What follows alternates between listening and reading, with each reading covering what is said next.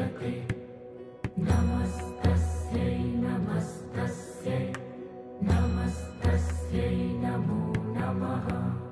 या देवी सर्वभूतेषु बुद्धिरूपेण संस्थिता। नमस्तस्यै नमस्तस्यै नमस्तस्यै नमो नमः। या देवी सर्वभूतेषु निद्रारूपेण संस्थिता। नमस्तस्यै नमस्तस्यै नमस्तस्यै नमो नमः।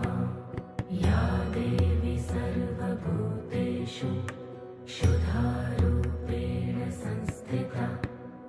नमस्तस्यै नमस्तस्यै नमस्तस्यै नमो नमः।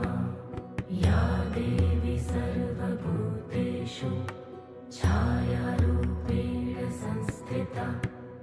नमस्तस्यै नमस्तस्यै नमस्तस्यै नमो नमः।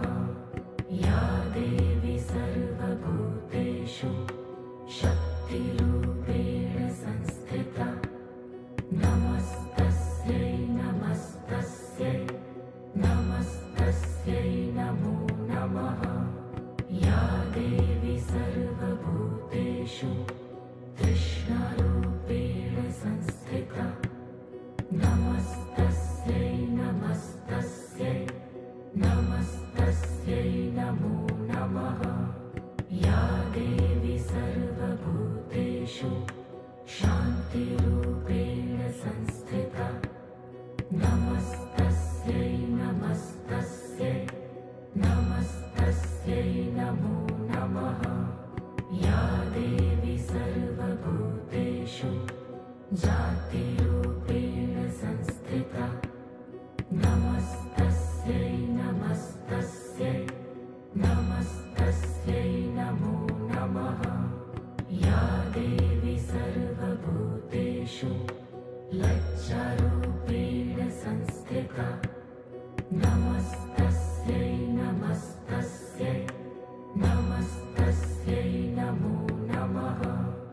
या देवी सर्वभूतेषु शान्तिरूपेण संस्थिता। नमस्तस्यै नमस्तस्यै नमस्तस्यै नमो नमः। या देवी सर्वभूतेषु श्रद्धारूपेण संस्थिता। नमस्तस्यै नमस्तस्यै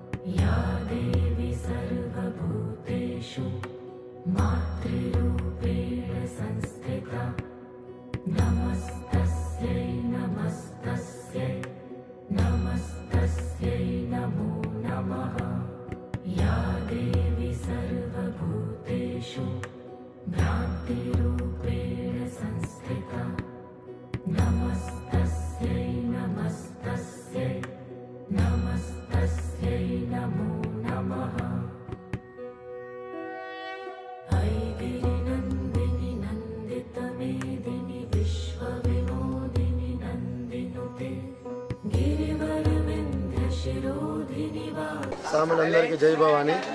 నిజామాబాద్ జిల్లా ఆర్మూర్ పిప్రి గల్లీ బ్రహ్మరాంబిక యూత్. మేము గత 6 సంవత్సరాల నుంచి దేవిని ప్రతిష్ట జరుగుతుంది. నవరాత్రుల్లో 9 రోజులు 9 అవతారాల్లో ఈరోజు మహాలక్ష్మి అవతారం మేము 40 లక్షలతో అలంకరణ చేయడం జరిగింది.